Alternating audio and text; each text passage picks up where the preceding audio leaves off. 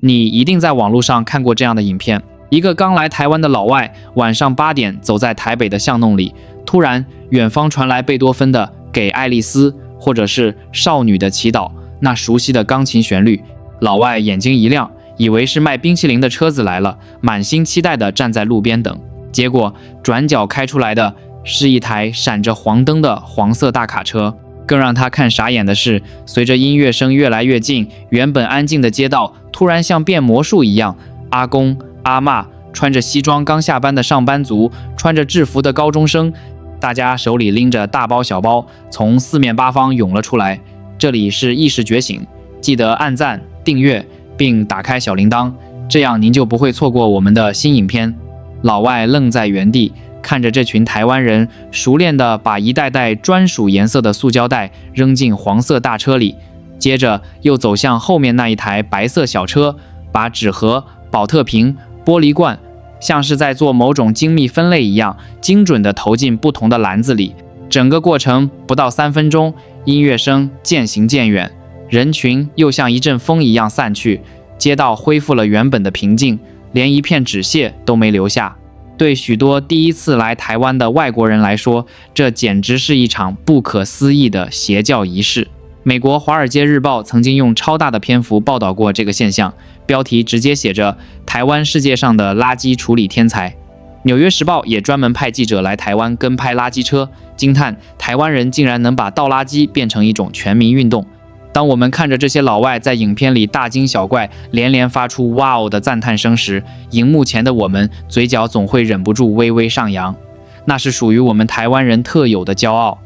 因為我們知道這早就成了我們血液裡的一部分。不管是住在信義區豪宅的老闆，還是在夜市擺攤的頭家，聽到給愛麗絲，第一反應就是抓起鑰匙，拎起垃圾袋往下衝。在台灣，追垃圾車是我們每天最真實的日常，但是驕傲的背後其實藏着一個巨大的傷口。如果我們把時間倒轉回30幾年前，去問問當時的台灣人，你們未來的資源回收率會超過55%，比肩德國，成為世界第一哦。當時的台灣人絕對會覺得你瘋了，因為在那個年代，我們不叫資源回收天才，我們在國際上的名字叫做垃圾之島。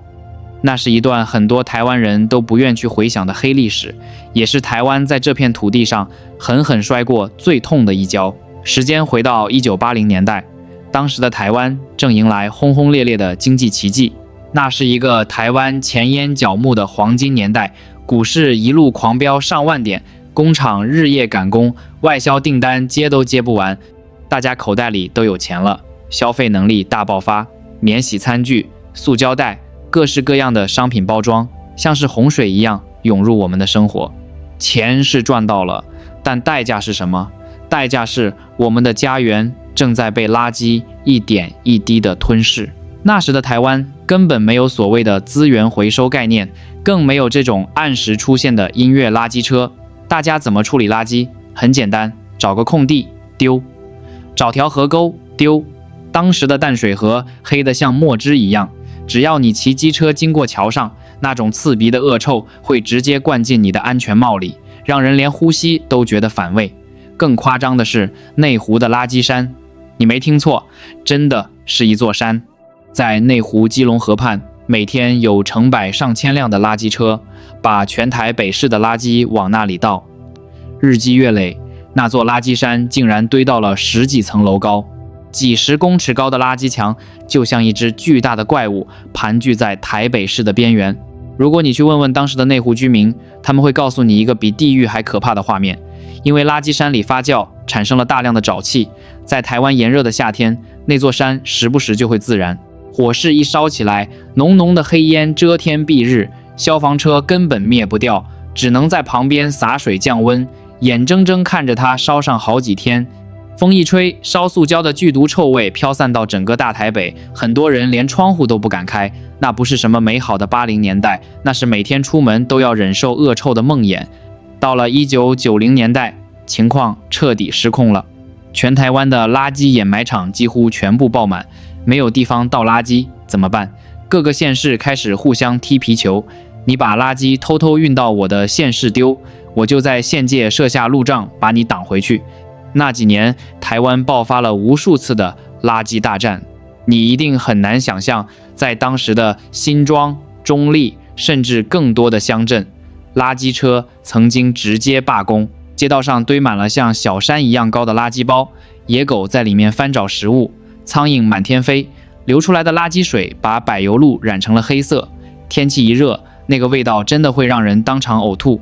有些地方的居民實在忍無可忍，為了抗議新的掩埋場蓋在自己家附近，阿公阿嬷們頭綁着白布條，甚至搬出棺材，日夜睡在馬路上擋住垃圾車。警察來了，爆發了激烈的流血衝突，那是台灣社會最撕裂、最絕望的一刻。所有的外媒都在看笑話，報紙頭條天天都在報道垃圾圍城的慘況。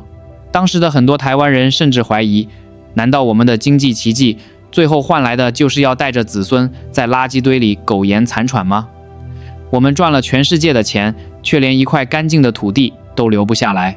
如果故事停在這裡，那這不過是另一個發展中國家為了經濟犧牲環境的悲劇。但台灣之所以能成為讓世界震撼的台灣，就在於我們骨子裡有一種不服輸的韌性。當已經被逼到懸崖邊緣的時候，台灣人沒有選擇放棄，而是選擇了一場史無前例的自我革命。一場長達30年、改變了2300萬人的社會運動，就在這股絕望中悄悄拉開了序幕。沒有任何一個國家相信台灣能做到，甚至連我們自己一開始都不相信。要讓習慣了隨手亂丟垃圾的台灣人把每一個油膩膩的便當盒洗乾淨，要把寶特瓶踩扁，甚至要自己掏錢買垃圾袋來裝垃圾，這怎麼可能？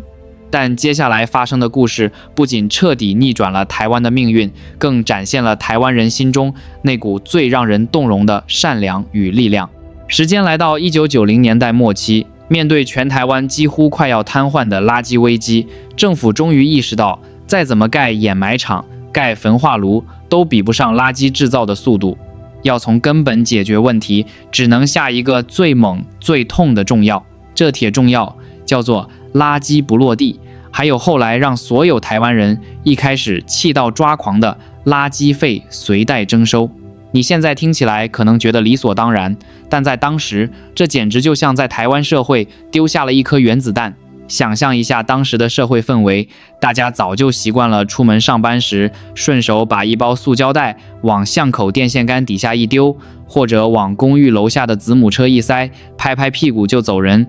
現在政府突然規定不准亂丟，你必須每天晚上配合垃圾車的時間，親自站在街口等。不僅如此，你丟垃圾還不能用普通的塑膠袋，必須去便利商店花錢買政府規定的環保專用垃圾袋，沒分類好還不准丟。消息一出，全台灣簡直炸鍋了。每天的新聞政論節目 Call in 電台，民眾的罵聲照三餐放送。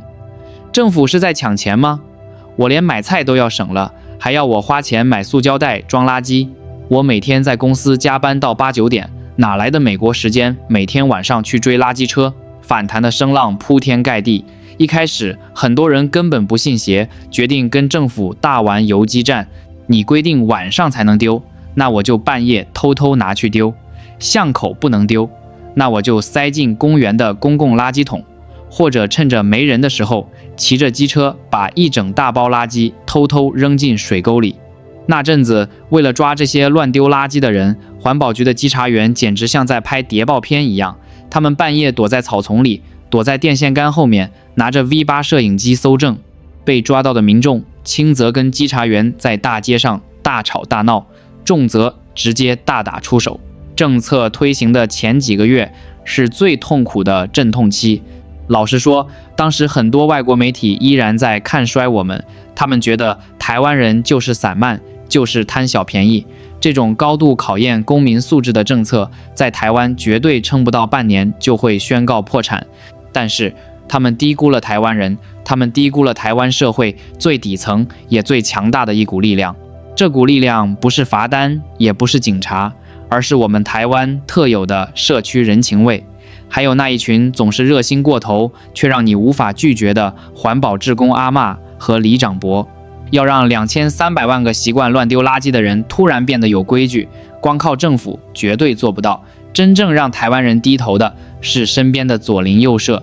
當垃圾車給愛麗絲的音樂在巷口響起時，你提着一包沒有分類的垃圾走過去，迎接你的不是冷冰冰的法律，而是穿着反光背心、戴着斗笠或口罩的社區環保志工。他們通常都是已經退休的阿公阿嬷，或者是利用下班時間來幫忙的鄰居阿姨。阿弟仔，你這個便當盒裡面還有剩飯捏，這算是廚餘，不能直接當一般垃圾丟了。小姐，你這個寶特瓶的蓋子要另外轉下來，瓶身要踩扁，這樣回收車才裝得多啊。一開始，很多年輕人被阿嬷糾正時，心裡會覺得很煩，很機車。我都已經累了一天了，丟個垃圾還要被碎碎念。可是，當你多看幾眼，你會發現這些阿嬷、阿姨們是不領半毛薪水的。不管是台北悶熱到讓人窒息的夏夜，還是寒流來襲、冷風刺骨的冬天，他們都準時站在發臭的垃圾車旁。看到你分類做不好，他們不會開你罰單，而是直接伸出那雙布滿皺紋、戴着塑膠手套的手，直接伸進你那袋油膩膩甚至散發着酸臭味的垃圾袋裡，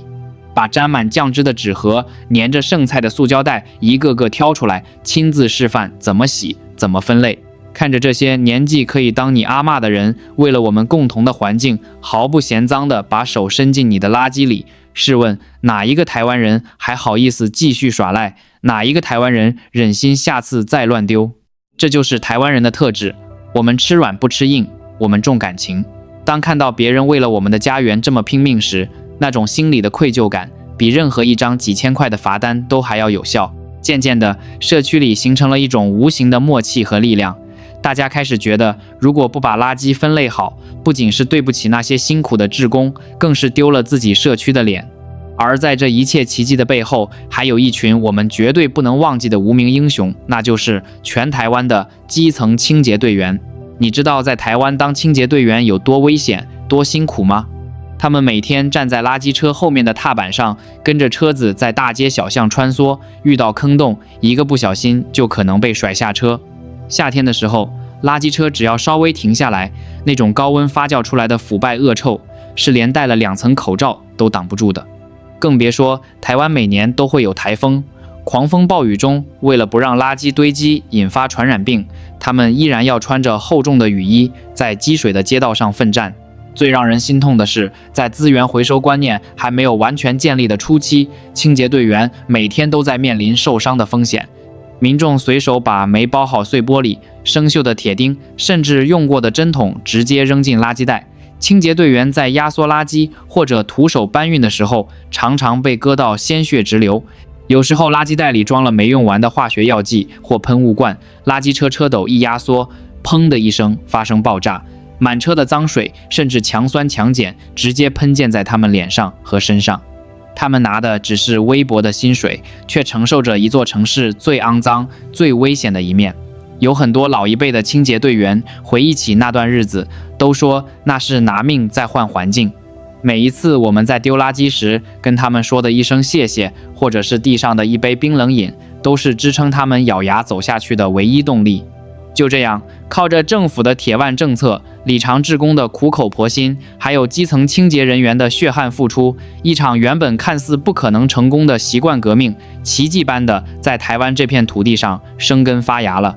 我們經歷了一段無比痛苦的適應期，為了省下買環保專用垃圾袋的錢，台灣人發揮了極致的創意與韌性。不管是在外租屋的學生，還是精打細算的家庭主婦，大家開始習慣把家裡油膩膩的排骨便當盒拿到洗水槽裡，用洗碗精仔細洗乾淨、晾乾，再疊得整整齊齊。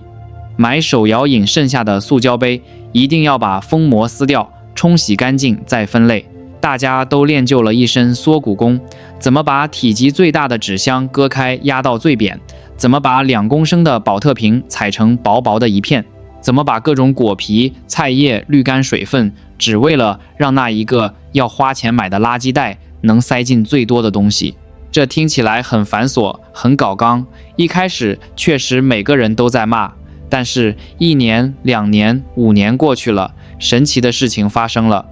那個原本連呼吸都能聞到臭味的台灣，那個在各大縣市互相推諉塞責，到處都是垃圾山的台灣，垃圾量竟然出現了雪崩式的下跌。資源回收率從原本不到10%一路飆升，突破了50%、60%。掩埋場的壽命被大幅延長，焚化爐甚至一度因為面臨沒垃圾可燒的窘境，不得不停爐歲修。台灣人用一種近乎偏執的自律，把全世界認為的笑話變成了一個偉大的神話。但是，這不僅僅是一個關於環保和數據的故事。隨着時間推移，這套原本為了解決危機而誕生的制度，竟然在不知不覺中重塑了台灣人的生活樣貌。那一台每晚準時出現的黃色垃圾車，那首耳熟能詳的《給愛麗絲》，甚至變成了連接台灣社會最奇妙的一條情感引線。其實，當年連制定政策的政府官員自己都沒有想到，這項原本只是為了解決垃圾圍城，硬生生逼着全民改變生活習慣的鐵腕政策，在經過10幾年的發酵後，竟然會在台灣社會催生出一種全世界獨一無二的副產品。這個副產品叫做巷口社交圈。在現代這個冷漠的都市叢林裡，特別是在像台北、台中、高雄這樣的大城市，我們大多數人都住在鋼筋水泥的公寓大樓裡。如果你問現在的年輕人對門鄰居姓什麼，在做什麼工作，10個裡面大概有9個答不出來。大家每天搭捷運上下班，回到家鐵門一關，誰也不認識誰，連在電梯裡遇到都只是尷尬的點個頭，然後低頭滑手機。但是唯獨有一個時刻例外，那就是每天晚上8點，當給愛麗絲或者少女的祈禱的旋律從遠方巷口飄過來的那一刻，這首音樂就像是全台灣人的集結號。不管你是在客廳看8點檔的阿公，還是剛加完班拖着疲憊身軀回到家的社畜上班族，不管你是正在埋頭苦讀準備學測的高中生，還是正敷着面膜的家庭主婦，只要這陣音樂一響，全台灣就像是被植入了某種特殊的基因密碼一樣，所有人都會瞬間放下手邊的事情。你會聽到公寓樓梯間傳來一陣陣急促的腳步聲，伴隨着啪嗒啪嗒的藍白拖鞋聲。大家手裡拎着大包小包的專屬垃圾袋，左手提着一般垃圾，右手抓着洗乾淨壓扁的寶特瓶和紙盒，一窩蜂地往巷口衝。有時候嘴裡還會咬着剛吃到一半的雞排，或者手裡還拿着一杯喝完的珍奶空杯。在那短短的5到10分鐘裡，原本冷清的巷口瞬間變成了全台灣最熱鬧、最接地氣的實體社群網路。在垃圾車還沒開到的這幾分鐘空檔，大家站在路邊等，你總不能一直大眼瞪小眼吧？於是神奇的化學反應發生了，穿着吊嘎背心、搖着扇子的阿伯會開始跟旁邊同樣穿着短褲的年輕人搭話：“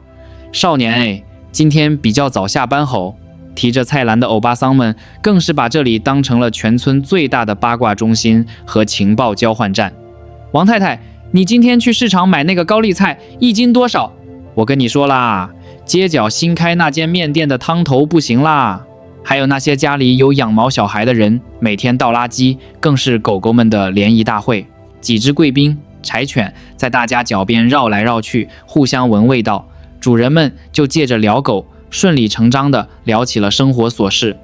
你會發現，那個平常在電梯裡看起來冷冰冰的西裝男，原來私底下是個會幫流浪貓準備罐頭的暖男；那個總是板着臉的2樓阿嬷，原來自己種的9層塔多到吃不完，倒完垃圾還會順手塞一把給你，叫你晚上拿去煎蛋。這種在倒垃圾時間建立起來的萍水相逢，看似微不足道，但卻在無形之中為台灣的社區重新編織了一張緊密的人情安全網。這張網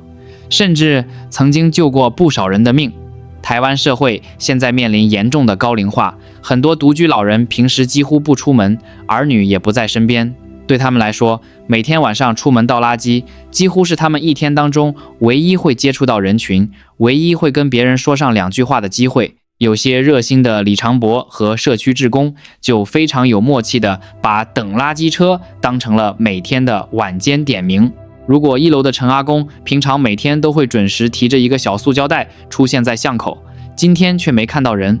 第二天音樂響了，陳阿公還是沒出現。這時候平常在巷口一起聊天的鄰居們心裡就會警覺，陳阿公怎麼連續2天沒出來倒垃圾了？是不是出了什麼事？大家就會主動去按他家的門鈴，甚至聯絡里長去關心。在台灣的新聞裡，有無數次獨居老人跌倒在浴室，或者突發急性疾病，就是因為沒出來倒垃圾，被鄰居察覺異狀，才及時破門送醫，撿回了一條命。這就是台灣人骨子裡最讓人動容的善良。我們平常互不打擾，但當那個旋律響起，我們聚在那個充滿着剩菜味、酸臭味的垃圾車旁時，我們感受到的是人與人之間最真實的溫度。而在這個過程中，那首經典的古典樂也漸漸在台灣人的潛意識裡產生了一種不可思議的質變。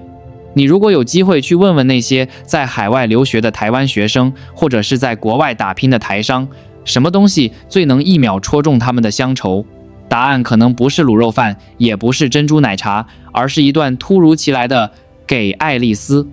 有個在德國留學的台灣女生曾經在網絡上分享過一個爆紅的故事。她說，有一次她去柏林聽一場非常高級的古典音樂會，大家穿着西裝晚禮服，坐在金碧輝煌的音樂廳裡。當台上的鋼琴家修長的手指按下琴鍵，彈奏出貝多芬的《給愛麗絲》時，全場的歐洲人都沉浸在優雅的藝術氛圍中。可是坐在台下的她，眼淚卻突然毫無預警地奪眶而出，怎麼止都止不住。旁邊的外國友人嚇壞了，以為她是被貝多芬的才華深深感動。只有她自己知道，在那個瞬間，她腦海裡浮現的根本不是什麼19世紀的浪漫歐洲，她看到的是台灣那濕熱悶熱的夏夜，是巷口那一盞閃爍的路燈，是閃着刺眼黃燈慢慢開過來的巨大垃圾車，是後面跟着那一台永遠掛滿了大大小小回收袋的資源回收車。他看到的是穿着短褲拖鞋的老爸，一邊喊着快點快點垃圾車來了，一邊提着2袋垃圾往前衝的背影。那一刻，他坐在離家1萬公里遠的歐洲音樂廳裡，聞不到垃圾發酵的臭味，卻聞到了家的味道。對於全世界的人來說，給愛麗絲是一首古典名曲，但對於2300萬台灣人來說，它早就超越了音樂本身，它變成了我們對家鄉、對親人、對那段平凡無奇卻又無比安穩的日常生活最深切的呼喚。它代表着，無論你今天在外頭經歷了多少風雨，受了多少委屈，只要這首歌響起，就代表着一天的工作終於結束了，你回到家了。你倒空了家裡的垃圾，也借着那個和鄰居閒聊的5分鐘，倒空了心裡的垃圾。我們把一個全世界都不願意面對的骯髒麻煩，變成了一場每天準時上演的社區聚會。我們把一段黑漆漆的環保黑歷史，硬生生譜成了一首充滿人情味的安眠曲。當那些來台灣觀光的外國人看着這群秩序井然、動作熟練的台灣人在音樂聲中把垃圾分類得清清楚楚時，他們眼裡的震撼不僅僅是因為這套系統的效率有多高，他們真正震撼的是他們在這個看似混亂甚至有點草根的場景裡看到了一種極度強大的集體共識。在這個世界上，要讓一個人隨手做環保也許不難，但要讓幾百萬人跨越世代、跨越貧富、跨越政治立場，在長達幾十年的時間裡，每天晚上在同一個時間做同一件瑣碎到不行的小事，這絕對是一個奇蹟。而台灣究竟是怎麼一步一步把這個奇蹟推向了世界的頂峰，甚至讓《華爾街日報》等國際大媒體都忍不住低頭向這座曾經的垃圾之島請教？當我們在倒垃圾的時候，台灣的那些隱形環保科技又在世界舞台上打贏了哪幾場看不見的戰爭？當我們每天晚上站在巷口，把那些好不容易踩扁的寶特瓶、洗乾淨的塑膠盒丟進資源回收車的時候，你有沒有想過，這些東西最後到底去了哪裡？很多台灣人可能自己都不知道，你昨晚丟掉的那一個喝完的純吃茶或者礦泉水空瓶，經過幾個月之後，竟然會出現在全世界收視率最高、最狂熱的世界級舞台上。讓我們把目光轉到遠在地球另一端的世足賽 FIFA World Cup。當全世界幾十億人的目光都緊緊盯着轉播熒幕，看着那些身價動輒幾十億台幣的超級球星，像是梅西、C 羅在綠茵草地上揮灑汗水、奮力狂奔的時候，你可能不知道，他們身上穿的那件號稱擁有全世界最頂尖科技、最輕薄、最能排汗的超級球衣，其實藏着我們台灣人最驕傲的秘密。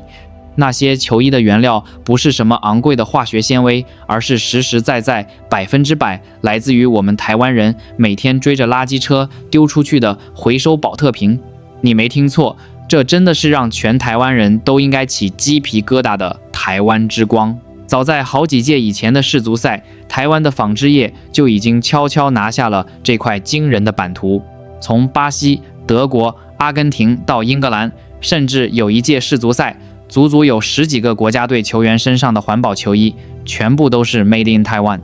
可是你也許會問，全世界都在做資源回收，全世界都有寶特瓶，為什麼那些國際知名的運動大廠非得大老遠跑來找台灣的工廠代工？難道別的國家做不出來嗎？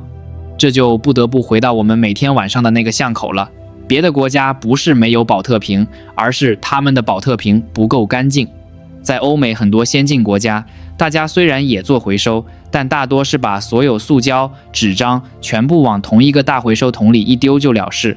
瓶子裡常常還有沒喝完的含糖飲料，甚至塞着菸蒂，跟其他垃圾混在一起，不僅發臭，材質也全被污染了。這種品質的塑膠，就算花大錢回收，也只能做成低階的塑膠地墊或黑色大垃圾袋，根本抽不出可以做衣服的高級紗線。但是台灣不一樣，因為我們有那群在垃圾車旁邊苦口婆心的環保志工阿嬷，因為我們有一套實施了20-30年的鐵腕政策。台灣人早就被訓練出一種近乎強迫症的搞缸習慣。我們喝完飲料會習慣性的把裡面的水倒乾淨，甚至拿到水龍頭底下沖一沖。我們會把外面的塑膠包裝紙撕掉，把瓶蓋另外擰下來，最後還要狠狠地把瓶身踩扁。就因為台灣人這一個個看似微不足道，甚至常常讓人覺得很煩的小動作，讓台灣回收寶特瓶的純淨度竟然高達95%以上。這個數字簡直把全世界的環保專家都看傻眼了。靠着全台灣2300萬人的這雙神之手，我們把最沒用的垃圾變成了最高級的黃金。台灣的紡織廠把這些乾淨的寶特瓶切碎、融化，抽出比頭髮還要細上好幾倍的環保紗線，最後織成了讓全世界頂尖運動員穿在身上驚嘆連連的環保戰袍。當你知道了這個真相，再回頭看看我們在國際上的處境，你心裡會不會湧起一股很複雜、很酸楚卻又無比驕傲的感受？大家都知道，台灣在國際社會上常常就像是一個被排擠的孤兒。我們進不了聯合國，我們參加不了世界衛生組織，甚至當我們的運動員站上奧運頒獎台時，我們連自己的國旗都不能光明正大的升起，連國歌都不能大聲唱出來。國際政治的現實常常讓台灣人感到深深的無力與委屈。可是那又怎樣？你們不讓我們參加世界級的組織，我們台灣人就用自己的雙手，在自己這片小小的土地上，默默地搞出了一套全世界最強的資源回收系統。你們不讓我們把國旗掛在世足賽的球場上，我們就把台灣人的善良、韌性跟高科技直接穿在你們最崇拜的球星身上，跟着他們一起滿場飛奔，一起踢進最光榮的制勝一球。這就是台灣人最溫柔也最震撼世界的逆襲。這些年來，無數的外國考察團，從德國、日本到東南亞各國的環保官員，一批又一批的飛來台灣，想要搞懂這個被稱為台灣奇蹟的垃圾分類系統。他們拿着筆記本拍下我們黃色的垃圾車，拍下我們的資源回收車，甚至去研究那首給愛麗絲的音符和頻率。他們以為只要把這套系統搬回自己的國家，就能解決他們的垃圾問題。但他們不知道的是，真正關鍵的從來都不是那台車，也不是那首歌。真正無法複製的是我們台灣人，是那群在30年前的垃圾圍城中痛定思痛，決定為了下一代咬牙改變的台灣人，是那些忍受着惡臭、雙手被玻璃割傷，依然默默付出的基層清潔隊員，是那些在每一個風雨交加的夜晚，依然堅持把廚餘和一般垃圾分得清清楚楚的阿公、阿嬷、爸爸媽媽，還有現在的每一個年輕人。30幾年前，我們確實曾經是一座讓人捏着鼻子走避的垃圾之島。我們曾經為了經濟發展，貪婪地透支了這片土地的健康，付出了慘痛的代價。但最偉大的地方就在於，我們沒有擺爛。台灣人證明了，當災難逼到眼前的時候，只要我們願意團結起來，哪怕是再微小、再瑣碎的一個生活習慣，乘以2300萬之後，都能爆發出改變世界的力量。從逼着全民抓狂的罰單，到變成深植在血液裡的 DNA； 從抗議丟雞蛋的街頭，到充滿人情味與鄰里八卦的巷口，這條路，台灣人走了整整30年。我們一邊罵着政府，抱怨着倒垃圾很麻煩，一邊卻又口嫌體正直的把手裡的紙盒洗得比誰都乾淨。這30年的淚水與汗水，最終換來的是一個重新能夠大口呼吸的台灣，是一個連外國大媒體都要豎起大拇指，稱呼我們為世界天才的驕傲台灣。故事說到這裡，馬上又要到晚上的8點了。今天晚上，當你在家裡滑着手機，或者剛吃完晚餐，遠遠的，你一定又會聽到那首熟悉的《給愛麗絲》或者《少女的祈禱》。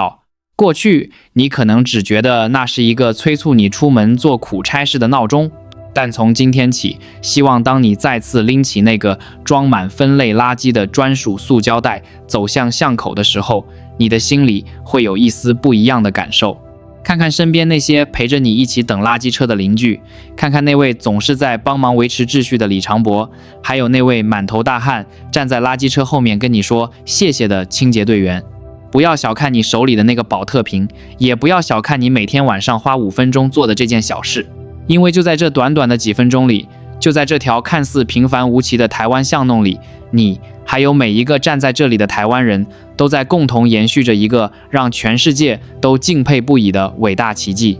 給愛麗絲的音樂又響起了，台灣人該倒垃圾咯，帶着這份屬於我們的驕傲，昂首闊步地走出去吧。